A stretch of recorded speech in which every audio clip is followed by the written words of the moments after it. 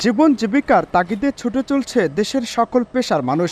তার মধ্যে গ্রামীণ জনগোষ্ঠীর উন্নয়নের দাবিদারি করে গড়ে উঠেছে শতাধিক এনজিও, যেখানে আর্থসামাজিক উন্নয়নে দেয়া হয় ক্ষুদ্র ঋণ। তবে সময় এগোলে এ নিয়ে বাধে নানা বিপত্তি।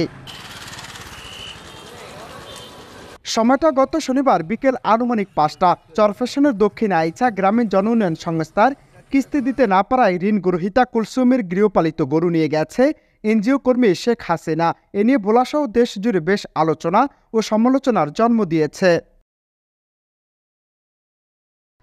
তবে এ নিয়ে গণমাধ্যমে ভুক্তভোগী কুলসুম বেগম সহ স্থানীয় বেশ কয়েকজন ঘটনার বিষয় তুলে ধরে বলেন, কিস্তি দিতে না পারায় অকথ্য ভাষায় গালিগালাজ করে নিয়ে গেছে সে সম্বল গরুটিও।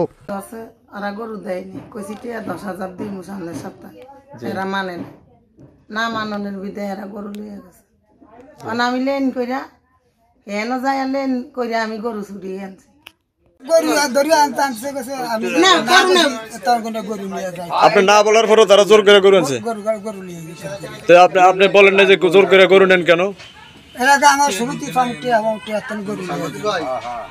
তবে এ নিয়ে দেশ জুড়ে তোলপাড় সৃষ্টি হলে বিষয়টি নজরে আসে গ্রামীণ জন উন্নয়ন সংস্থার কর্তৃপক্ষের।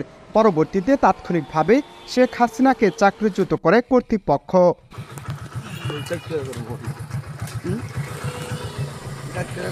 অনন্ত Hasan Masud, Bangla TV news desk.